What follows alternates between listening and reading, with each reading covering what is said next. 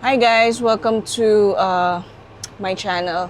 So right now, papunta tayo ng Geely Emus to test drive the Geely EX5 EMI. So our plug-in hybrid test drive videos will be, it's because of our, yung mga tao na nagre-request for plug-in hybrids na test drives. So, yeah, if you have been watching my videos, yung test drive journey namin in transitioning to a full EV, so, na hindi namin kinoconsider yung mga plug-in hybrids. But, of course, medyo nagkakaroon na tayo ng mga requests sa mga tao. And so, we wanted to test drive the plug-in hybrids, especially now sa Pilipinas, where yung mga tao meron pa ring range anxiety and yung lack of charging infrastructure whenever uuwi sila ng probinsya. So, yun, para alam din nila if this is something they want to consider. So, ayun. So, right now, pupunta tayo ngayon sa Geely Emus for the EX5 EMI. I've heard na right now, it's one of their best-selling cars. Yung EX5 EMI. I'm also waiting for the EX2 to be available sa test drive nila sa mga showrooms. Ayun, so samahan niyo kami ulit. Samahan niyo ako sa aking test drive journey. And also, thank you sa mga nanonood, sa mga nagko-comment, suggestions nila, and all. Thank you so much for watching, subscribing, commenting, and lahat. Always remember, be kind to everyone and everything.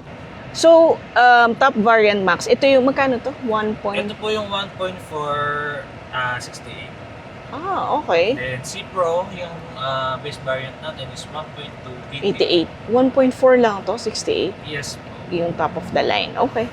Sige, let's start. Okay.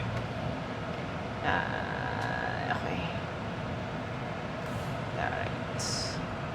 Ang dami na naka-on na ilaw. Naka-on ba siya? Yes, ano po yan, naka-automatic. Automatic. Yes. Okay. Sige. So, currently, merong 27 na. Yes. So, battery. Battery po yan. Yeah. And then, 48 gasoline. Okay. So, si Max po, may nakikita po kayong HUD dyan. Yeah, Yes HUD. po. Yes. Si Pro po kasi is wala. Okay.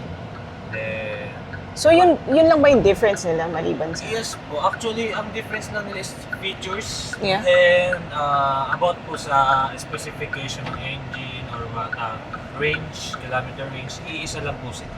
More on technologies lang po yung mga sunroof, wireless charger, HUD, dyan po, ano pa ba, yung ADAS po kasi, 16 ADAS din po doon. Then, 16 speaker na Flyme. Si Pro po kasi is Geely brand pa rin po yung speaker. Yung speaker niya. Yes po. And 6 speakers po siya. Okay. Yeah, parehong-pareho, no? Pati yung riding, niya, comfort. Pero parang, mas Mas alin po, mas powerful sa in terms of torque. Hindi. Yung ride niya parang mas planted ako sa lupa kaysa sa full EV. Opo. Ano po ba nararamdaman, parang medyo bumpy yung gulong? Hindi naman. Yung sa full EV kasi, ang hindi ko nagustuhan doon, parang masyado siyang floaty. Parang gusto ko yung medyo, parang ramdam ko pa yung kalsada eh. Parang gano'n. Okay po. Kasi parang sobrang lambot. Lamboy it's too soft for me, yung EX5 na full EV. Yun yung hindi ko nagustuhan sa kanya. And also yung price. Yes po. Medyo iba po pala preference in terms of yung sa road, Oo. Ang mahal kasi but anyway, yung Geely EX5, yung overall interior feel niya is very luxurious, very, alam kong hindi tinipid. Everything is very, premium. Yes po. Yeah. Kahit itong plug-in hybrid, So, iikot lang tayo, ano? Opo, tapos diretso na lang po tayo sa City Mall. So, hindi po muna tayo babalik na ikot lang po. Sabay City Mall. May U-turn po. Doon pa po yun pa diretso sa may lagpas na... Pabalik. Papabalik tayo. Okay. So, Doon na po tayo U-turn. Kasi actually, bala ko talaga Vermosa bukas. So, baka maiipit naman po tayo ng traffic. Saan tayo mag-U-turn? Diyan po yung Ito. ikutan po. Yes. Parang no U-turn yata dito. Ay, ano nga po. No U-turn. Doon tayo mag-U-turn pala sa may entrance na lang po na. Ng Pure Gold. Yes. Ayan po. Yung Ayan, ikutan ito to. po niya, sir. Pwede po niya. Yeah. And also, gusto ko yung instrument cluster niya malinaw. Pwede dito, no? Po, yes po. Mag-U-turn. Sobrang linaw nung ano niya, instrument cluster. Later po, we can try po sa speaker. Pag nasa... Pag nakaano na tayo. clear na rin po. Para medyo makapag-focus po sa Okay. driving. Thank you. So, ano din po pala, si EMI natin, may 3 modes po siya. Yeah. Meron po siyang tinatawag na pure, Mhm. which is yung pure electric. Okay. Yeah. Yung hybrid, which is yung switch, intelligent switching niya, which is yung from electric to gasoline. Yeah. Then meron po tinatawag na power. So si power kasi, ano po siya, actually, ano na po siya, parang sabay po siya. Yeah. Parang binibigyan yung maximum overall power ng torque and performance kay EMI. So, nagsasabay po ang electric and gas. Gasoline. Yes po, ganun po siya. Okay. So, si hybrid, ayun po yung intelligence na tatawag natin, which is ginagamit niya po ng salitan. Siya na po nag-uutos nun na salitan niya gagamitin si electric and si gas. Si gas. Pero mostly po, ang nangyayari po kasi sa kanya, mas inuubos niya muna si electric, then after niya maluwa, Okay. Saka gasoline. Yeah. Magcha-charge pa rin naman po siya while driving tayo. Pero hindi siya 100%. So, pakarga na si battery para magamit mo ulit. Okay. Kaya siya naging plug-in kasi kailangan mo pa rin po siyang i-charge after mo siyang gamitin. Yeah. Okay. Parang I mean, right now, kung bibili ako ng plug-in hybrid, I think parang mas to. But it's because of the price and yung Yes. premium feel. I mean, pwede talaga tong good option sa Sea Lion 6. Yes. Yeah. Actually, ano po siya sa kalaban po namin yung si Lions. Yeah, Yun yung oo. katapatan na. Oo, yun yung rival nyo, Oo, kasi eto, mas bago. I Yes. mean, yeah, in terms of, di ba? Mas bago siya. Tsaka po pala sir, ano din po kasi, depende rin po kasi sa preference kung saan nyo siya gagamitin. Yeah. Kasi full EV kasi talaga, advice namin is city driving since wala rin talaga tayong mga charges sa mga provinces natin. Oo. Pero yeah. may pinapadala namang may free na mga portable charger. Yeah. Actually kasi, ang dilemma ko sa plug-in hybrids, kaya hindi, kasi kami, ang gusto talaga namin is full EV. Kasi ang dilemma ko sa plug-in hybrid naman, so let's say for example, madalang din naman kami mag long drive or long trips. So in a year, mabibilang mo lang sa kamay mo kung ilan yon. So pwede namin siyang planuhin, parang ganyan. Ang ko sa plug-in hybrid kasi, ayokong, for example, okay, naka-plug-in hybrid ako. And then most of the time, gagamitin ko lang naman is yung EV mode. Okay, so baka, alam mo yun, dumating yung time na magsisi ako, sana nag-full EV na lang. Kasi lagi naman ako naka-EV mode, ganyan-ganyan. Tapos may i-maintain pa akong makina and all that stuff. So, yun yung ko sa kanya. But, ang gusto ko sa plug-in hybrid is I think it's very priced right. Yes. To be Oo, yung full EV, very expensive yung outright niyang price. So, medyo, yun yung yun yung magiging selling point sa akin. Like this one, it's Yes. 1.468 Yes. for everything. Yes. Yung nandito yung tech, lahat ng hahanapin mo And yung ang ganda din nung riding niya compared sa full EV na na variant nito. Siguro kasi dahil may makina battery, so mas mabigat siya. Ano. Ikot na lang po tayo sa yan yung may pedestrian yan. Okay. Pwede na. So, yun po.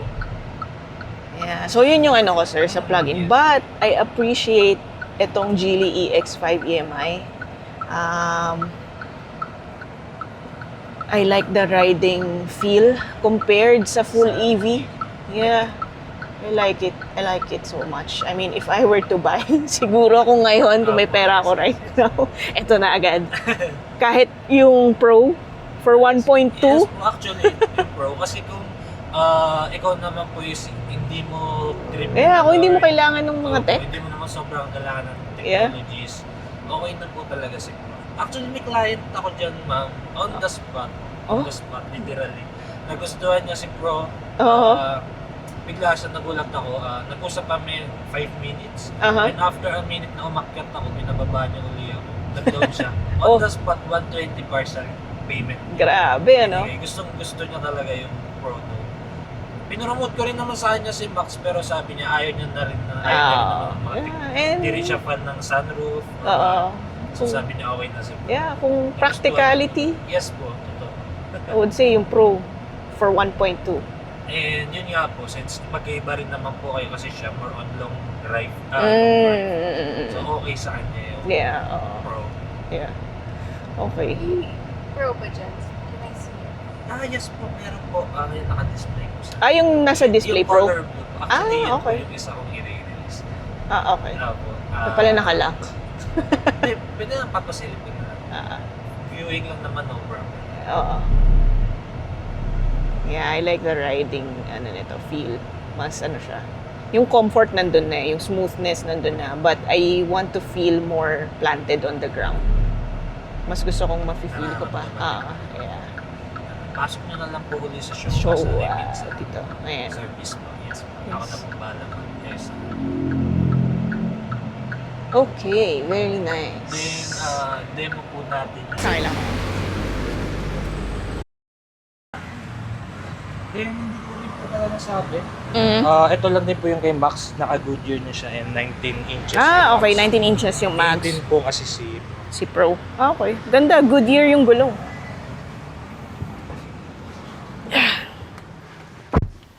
Ito yung aircon vents. Malamig yung aircon niya no? Yeah. Well, sorry. So, kung ito yung driving position natin kanina, maluwag siya. Parang sobrang roomy nitong Max variant. And also, I like the headrest. Mukhang kung you're in a tight budget and gusto mo pa rin may EV, I would suggest get the EX5 Max for 1.4. This is bang for buck. Look at this, Look at this leg room. I mean, average height lang naman ako. This is my driving position, I think, kung hindi binago. Grabe, I still so have so much space. Yeah, like it. Okay, let's go. Ayun, hindi naman pala. Ayan. So ito yung pwede pa rin ma-adjust from here. And may spare tire siya. Kasi Wala. spare tire po, kasi ang binibigay namin ito na po siya. Sealant. Yung sealant. Okay. Pero may mga clients naman na... Malaki pala. May mga clients na bumibili pa rin ng donut. Ng spare tire. Na donut. Pero yan po kasi kasama sa pero naman. So ito yung sa tools. Okay. Tapos may tonneau cover. Yes. Pwede nyo rin naman po siyang tanggalin. Natanggalin. Yun. Okay. Kung ayaw nyo siya. Sige. Alright. Goodyear tires, 19-inch. Yung Pro, yung low-end variant, hindi. So, I believe, baka GT tires. Tapos may actual door handles. Yeah, yung sa full EV, nakalubog siya, yung flush doors.